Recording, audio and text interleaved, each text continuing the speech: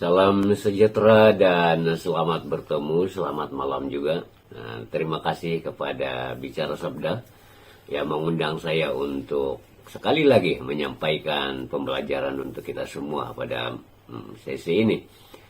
Tajuk pembelajaran yang saya akan kongsikan pada malam ini ialah selesaikan pelayanan dengan baik. Yang saya maksudkan selesai pelayanan dengan baik adalah menyelesaikan panggilan Allah dalam hidup kita. Seperti kata firman Tuhan, Ia yang memulai pekerjaan, Ia yang memulai pekerjaan yang baik di antara kamu akan meneruskannya sampai pada akhirnya pada hari Kristus Yesus. Sedikit tentang diri saya memulakan pelayanan penuh masa bersama Campus Crusade for Christ pada 15 hari bulan Agustus 1981. Hingga sekarang, tahun ini adalah tahun ke-43 dalam pelayanan. Saya mendirikan keluarga pada 1 hari bulan 1, 1988. Januari yang lalu, saya dan istri merayakan wedding anniversary kami yang ke-36. Saya suka dengan slogan Bicara Sabda, pimpin diri, pimpin keluarga. Oleh itu, memimpin diri, memimpin keluarga, bahkan memimpin pelayanan yang lain pun kita perlu teruskan sampai Yesus datang kedua kali ke dalam dunia ini. Mari saya pimpin dalam doa. Bapa di surga, terima kasih untuk kesempatan yang indah pada malam hari ini. Kami menyerahkan sesi ini agar kami benar-benar dapat menangkap dan mengerti apa yang patut kami dengar, patut kami perolehi.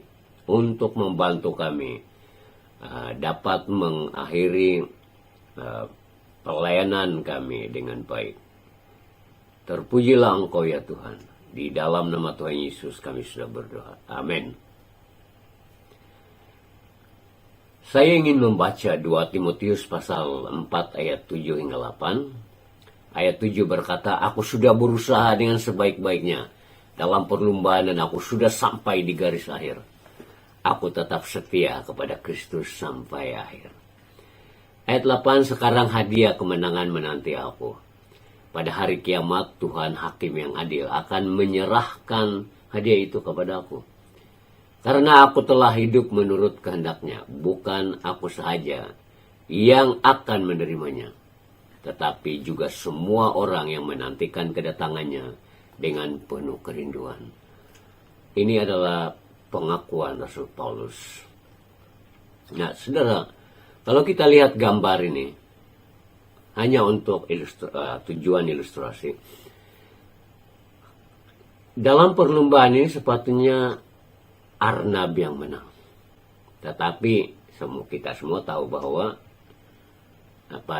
dalam perlombaan ini kura-kura lah yang menang. Nah, mungkin karena Arnab ini agak sedikit sombong dan mungkin juga sedikit mengejek kemampuan kura-kura itu, maka dia leka dan akhirnya dia kalah. Dari pihak kura-kura pula, dia meneruskan perjuangannya dan sampai akhir dan akhirnya dia menang. Dalam perlombaan iman kita, termasuk menyelesaikan pelayanan kita yang Tuhan percayakan kepada kita, memerlukan fokus, memerlukan kerendahan hati, memerlukan penerusan yang perlu diteruskan, penerusan yang berterusan.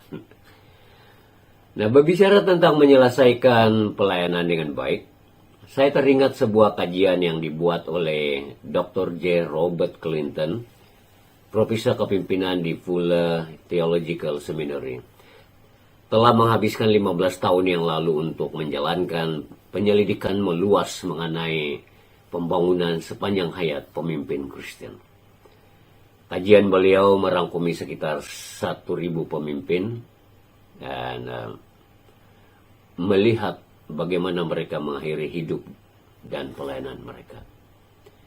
Ini termasuk semua patriark dalam perjanjian lama, imam, pemimpin, tentara, hinggalah pada para rasul dalam perjanjian baru, nabi, penginjil, guru, dan pastor.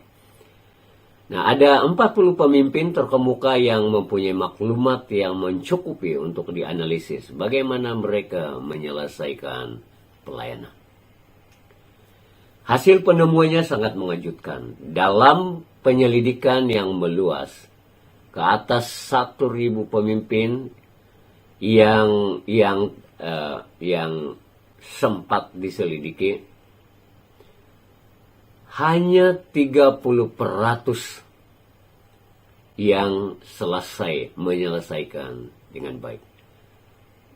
Hanya 30% saja. Ini bermakna 70% gagal mencapai rancangan Tuhan untuk hidup mereka. Penemuan ini patut menjadi peringatan keras bagi semua pemimpin, termasuk saya sendiri.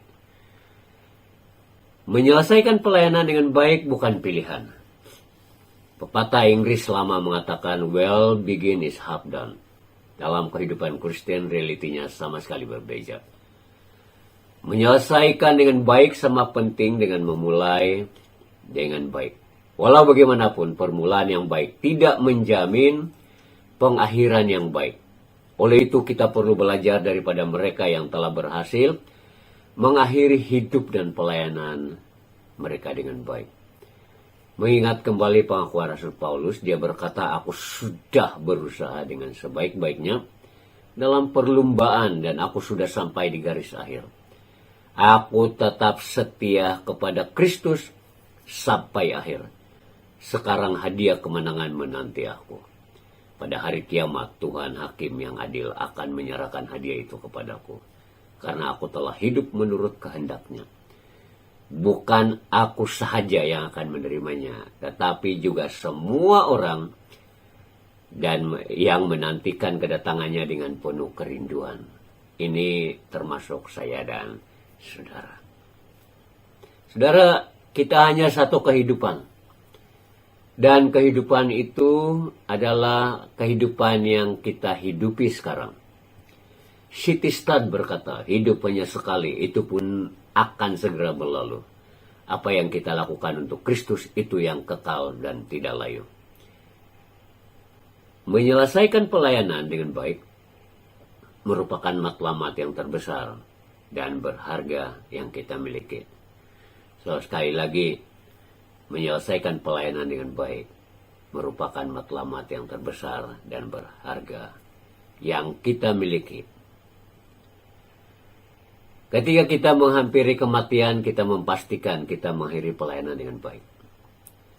Dari segi takrifan, menyelesaikan pelayanan dengan baik merujuk pada matlamat akhir hidup kita, bahwa pada akhir hidup kita memiliki kesadaran yang jelas bahwa kita telah menyenangkan Tuhan, seperti dalam 2 Timotius 4 ayat 7. Oleh itu saya ingin share atau mengungsikan 11 prinsip yang saya sendiri praktikkan dari awal lagi, meskipun cara melakukannya tidak sempurna. Saya juga berdoa agar kita semua mempraktikkannya dan semoga kita akhiri 2024 dengan baik. Tetapi yang lebih penting lagi ialah kita perlu sampai ataupun setia sampai akhir hayat. Dan kita dapat mengakhiri pelayanan kita dengan baik.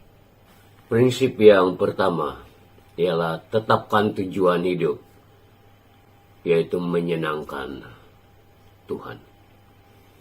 Yohanes 17 ayat 4 berkata, aku sudah memuliakan engkau di atas bumi dengan menyelesaikan tugas yang engkau berikan kepadaku. So, inilah yang saya buat dari sejak awal lagi. Dan apabila kita tujuan hidup kita menyenangkan Tuhan, maka semua aspek dalam kehidupan kita akan ikut teratur sejajar dengan tujuan ini. Prinsip yang kedua ialah letakkan diri kita sepenuhnya di bawah kitab suci. Mazmur 119 ayat 105, firman-Mu itu pelita yang memimpin aku dan cahaya yang menerangi jalanku. Dan Matius pasal 4 ayat 4, Yesus menjawab, di dalam Alkitab tertulis, manusia tidak dapat hidup dengan roti saja, tetapi juga dengan setiap kata yang difirmankan oleh Allah. So ini memberitahu kita bahwa firman itu berkuasa guide kita, memimpin hidup kita, menerangi jalan kita. Maka tidak mudah untuk kita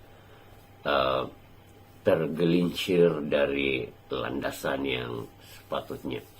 Dan dalam Matius 4 ayat 4 ini juga memberitahu kita bahwa kalau kita tidak makan firman Tuhan, ada kemungkinan besar maka hidup rohani kita akan mati, ataupun kita tidak bertumbuh. Tetapi kalau kita meletakkan diri kita sebenarnya di bawah kitab suci, maka saya yakin bahwa kita akan dapat setia sampai akhir. Prinsip yang ketiga ialah dimentor oleh seorang yang dapat dipercayai, atau kita accountable kepada seseorang yang dapat dipercayai. 2 Timotius pasal 2 ayat 2 berkata, ajaran yang engkau dengar ketika aku mengisytiharkannya di hadapan banyak saksi, hendaklah engkau percayakan kepada orang yang boleh dipercayai dan yang dapat mengajar orang lain. Dalam konteks Timotius, Rasul Paulus menasihatkan anak rohaninya, yaitu Timotius itu sendiri. Dalam 1 Timotius 13 ayat 1 ayat 13, pelihara apa yang kau dengar. Bab 1 ayat 14, jagalah dengan segenap kekuatan kasih karunia Tuhan yang diberikan kepadamu. Roh Kudus akan menolongmu. Dalam bab 2 ayat 2,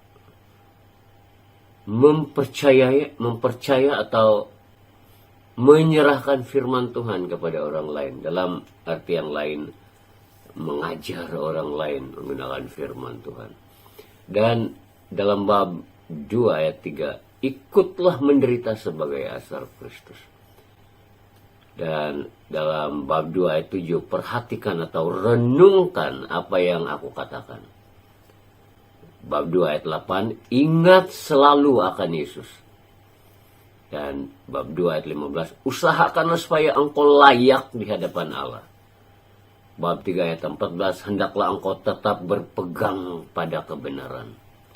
Dan bab 4 ayat 7, aku telah mengakhiri pertandingan yang baik, aku telah mencapai garis akhir, dan sepatutnya engkau pun demikian. Jadi saudara-saudara, kalau kita walaupun kita anggap diri kita sudah rohani, tapi kita memerlukan orang lain yang boleh bantu kita, menegur kita waktu kita silap, yang membawa kembali hidup kita di jalan yang benar ketika kita mulai menyimpang. Nah, kalau kita sudah menjadi suami istri, maka yang kita beri mandat untuk kita accountable kepadanya adalah pasangan kita. Dan biar mereka betul-betul ataupun dia diberi mandat dan kekuasaan untuk masuk dalam hidup kita, atau sekurang-kurangnya termasuk memantau hidup kita, supaya kita punya hidup tetap di dalam Tuhan. Ada orang berkata, saya hanya accountable kepada Tuhan. Jadi itu ada sedikit nada sombong rohani. Tidak ada orang yang terlalu rohani sehingga tidak memerlukan orang lain untuk membantu dia. Itulah sebabnya ada konsep tubuh Kristus, karena kita memang memerlukan satu dengan yang lain. Oleh itu yang ketiga ini diminta oleh seorang yang dapat dipercayai atau accountable kepada seseorang yang kita percayai. Prinsip yang ketiga adalah bersikap bersih tentang keuangan. 1 Timotius 6 ayat 10, sikap mencintai uang menimbulkan segala macam kejahatan. Ada orang yang mengejar uang sehingga menyangkal Kristus dan akhirnya menderita serta berduka cita. Di dalam ayat ini memberitahu kita bahwa sikap mencintai uang menimbulkan segala macam kejahatan. So, saya mencadangkan seperti dalam firman Tuhan mengatakan bahwa kembalikan apa yang menjadi milik kaisar dan apa yang menjadi milik Tuhan. Bayar cukai yang layak membayar cukai, kembalikan 10% kepada Tuhan, dan belajar hidup dengan 90% income kita. Jadi kita prinsip 4 ini bersikap bersih tentang keuangan. Dan yang kelima adalah jaga kesucian seksual kita. Ibrani 13 ayat 4, perkawinan harus dihormati oleh semua orang. Suami istri harus setia kepada satu sama lain. Allah akan menghakimi orang yang melakukan perbuatan cabul dan orang yang berzina. So, ini satu amaran yang cukup keras, khususnya untuk kita yang sudah suami istri dan terlibat di dalam pelayanan, dan ini kita perlu menjaga kesucian seksual kita. Yang menjadi masalah sekarang ini adalah pencobaan selalu timbul dari media, dan kadang-kadang kita tidak dapat menghalang atau melawan pencobaan itu, dan akhirnya pikiran kita menjadi kotor. Dan apabila pikiran kita kotor, maka kita punya fokus untuk mengakhiri pelayanan kita dengan baik itu terganggu. Prinsip yang keenam adalah bebaskan diri dari sikap iri hati. Dalam Amsal 14 ayat 30, hati yang tenang menyihat badan, tetapi iri hati bagaikan penyakit bara yang menjadikan tulang repuk. So, ini satu lagi prinsip yang sangat yang perlu diperhatikan. Hati yang tenang menyehatkan badan, tapi iri hati bagaikan penyakit bara yang menjadikan tulang reput. So, iri hati terhadap apa?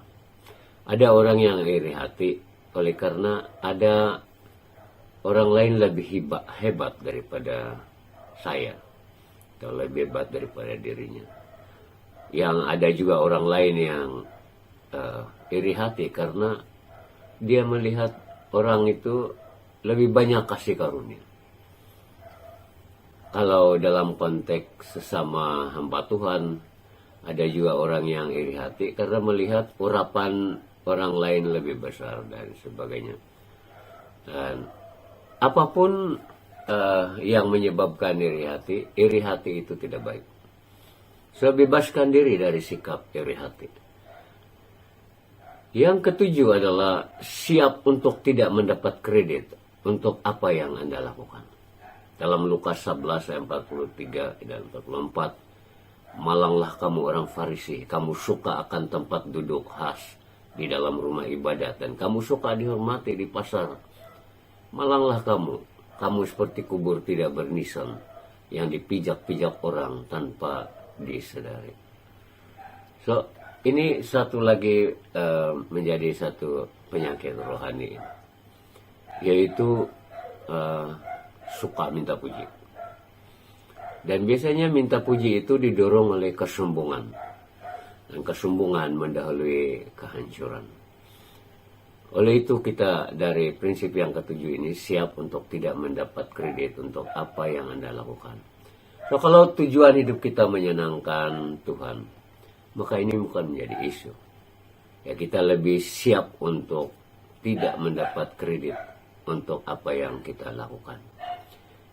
Prinsip yang ke-8 ialah sentiasa menjaga kata-kata kita atau menjaga perkataan. Yakobus 3 ayat 2, kita semua sering membuat kesalahan. Jika seseorang tidak pernah membuat kesalahan dengan kata-katanya, dia orang yang sempurna. Dia dapat menguasai seluruh dirinya. Dan ini satu lagi yang sangat penting untuk kita memastikan kita boleh mengakhiri dengan baik pelayanan kita. Kita jaga kata-kata kita. Ada banyak orang yang bahkan ada yang berhenti pergi ke gereja oleh karena mereka terkena tikaman ketajaman, tajam, kata-kata yang tajam. Dan bahkan banyak konflik yang terjadi oleh karena kata-kata tidak dijaga. Baik dalam hubungan suami istri atau dalam pelayanan dan sebagainya, ataupun di tempat kerja dan sebagainya. Dan kata-kata itu dari lidah, dan Yakobus mengatakan bahwa lidah itu seperti api yang kecil boleh membakar satu hutan rimba yang besar. So kita perlu jaga kata-kata. So yang prinsip yang ke-9 adalah hidup dalam pengampunan penuh. Dalam Lukas 23 ayat 34 Yesus berkata, "Ya Bapa, ampunilah mereka. Mereka tidak mengetahui apa yang dilakukan oleh mereka." Pakaian Yesus dibahagi-bahagikan antara mereka sendiri dengan membuang undi. Yang saya mau tekankan di sini adalah kata-kata Yesus itu ketika dia disalib. Dia berkata, "Ya Bapa, ampunilah mereka." Pengampunan itu sangat-sangat penting. Kalau kita tidak mengampuni, Tuhan Bapa di surga pun tidak mengampuni. Kalau kesalahan kita tidak diampuni, kita tidak akan ada ketenangan dalam hidup kita, apalagi untuk melaksanakan pelayanan kita. Prinsip yang ke-10, jadilah orang yang suka bersyukur. 1 Timotius 1 ayat 12 berkata, "Aku bersyukur kepada Kristus, Yesus Tuhan kita, yang sudah memberi aku kekuatan untuk menjalankan pekerjaanku. Aku berterima kasih kepadanya karena dia menganggap aku layak dan telah melantik aku untuk melakukan tugas itu." Jadi kalau kita lihat di sini, prinsip yang ke-10 ini, jadilah orang yang suka bersyukur. Bersyukur itu adalah tanda kita mengakui kedaulatan Tuhan. Tuhan yang kontrol dalam segala sesuatu. Jadi ini sama dengan ada kaitan dengan tujuan hidup kita. Kalau tujuan hidup kita menyenangkan Tuhan, maka apa yang ada pada kita syukuri. Kita bersyukur dalam segala sesuatu. Hendaklah kamu bersyukur dalam segala keadaan, karena hal inilah yang dikehendaki oleh Allah daripada kamu sebagai orang yang hidup bersatu dengan Kristus Yesus. Itu di 1 Tesalonika 5 ayat 17. Nah, yang terakhir, prinsip yang terakhir yang ke-11 adalah miliki kehidupan doa yang kuat. 1 Yohanes pasal 17:20. Aku berdoa bukan untuk mereka saja, tetapi juga untuk semua orang yang percaya kepadaku melalui perkabaran mereka. So ini doa Yesus sendiri.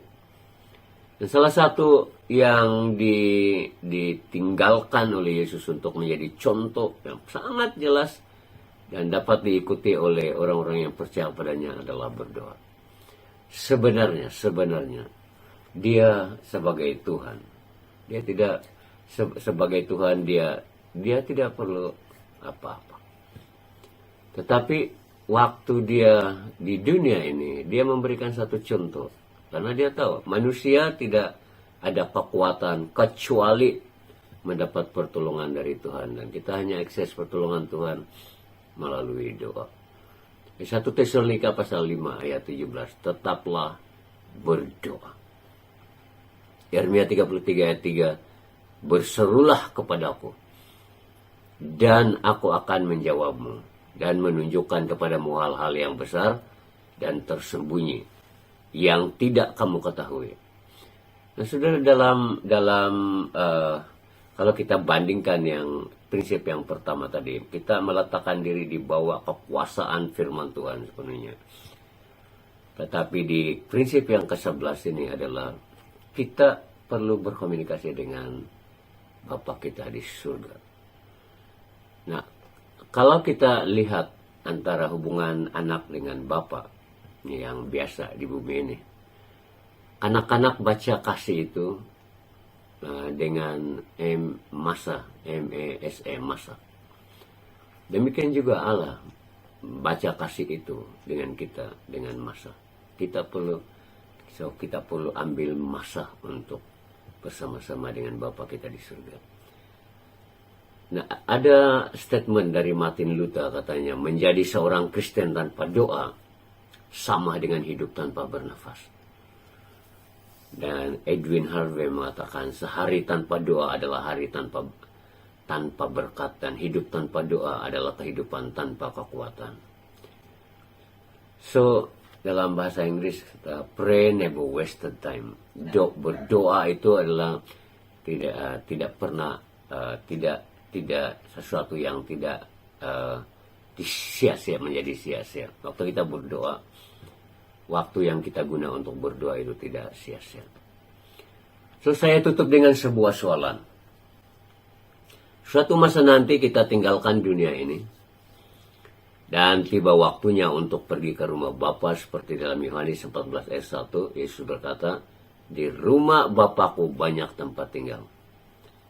Maksudnya kita akan bertemu muka dengan Yesus di pintu surga. Siapkah kita untuk bertemu dengan Dia? Dan kalau Yesus tanya soalan ini, apa alasan untuk aku mengizinkan kau masuk dalam surga ini? Karena bukan semua orang mau masuk sini. Soal kita memberitahu kita, Allah mengasihi dunia ini. Dan Dia utus anaknya yang tunggal. Dia dikandung oleh Roh Kudus dan lahir melalui Maria. Dia membesar bersama keluarga Yusuf dan Maria. Pada usia 30 tahun umurnya, dia memulakan pelayanan. Dan selama hidupnya, sesaat pun dia tidak melakukan dosa. 3,5 tahun kemudian, dalam pelayanan, orang menyalibkan dia. Yesus rela disalibkan, hanya satu tujuan, menebus manusia dari dosa, dan memberi hidup kekal dan sejati. So, untuk kita yang sudah menyertai sesi pada malam hari ini, saya mungkin ada di antara kita yang tidak begitu pasti, tidak begitu ada keyakinan bahwa Yesus ada di dalam hidupmu. Kau tidak yakin bahwa engkau sudah diselamatkan. Maka saya beri peluang kepada Anda untuk ikut doa ini. So, mari kita berdoa. Tuhan Yesus, aku percaya bahwa Engkau adalah anak tunggal Bapa, dan Engkau telah mati demi aku. Masuklah ke dalam hatiku dan jadilah Tuhan dan Juru Selamatku. Kumohon ampunilah segala dosa-dosaku, dan sucikanlah aku dengan darah-Mu yang kudus. Kendalikanlah segala segi kehidupanku, mulai saat ini dan seterusnya. Tuhan Yesus, penuhilah aku dengan Roh Kudus-Mu, dan mampukanlah aku hidup di jalan-jalan-Mu, untuk Engkau pakai bagi kemuliaan-Mu. Aku mau melayani-Mu, mencintai-Mu, dan mematuhi-Mu sepanjang hidupku, dan menjadi berkat bagi orang lain. Bapa, terima kasih telah menjadikanku anak-Mu. Di dalam nama Yesus Kristus yang kudus, aku terima anugerah keselamatan dari Bapa di dalam anak-Mu Yesus Kristus, dan kunaikan syukurku kepadamu. Amin. Saudara, kalau kita sudah berdoa, ikut doa tadi itu. Engkau sudah lahir baru. Dan sebagai lahir baru engkau menjadi bayi rohani dan kau perlu bertumbuh. Oleh itu carilah tempat untuk Anda bertumbuh. Ada di gereja yang mengagungkan nama Yesus Kristus. Dan carilah Bapak rohani atau Ibu rohani yang membantu Anda bertumbuh. Bagi kita yang sudah lama jadi Kristen, marilah kita setia memelihara apa yang sudah Tuhan percayakan kepada kita. Kita selesaikan pelayanan kita dengan baik sampai akhir. Amin.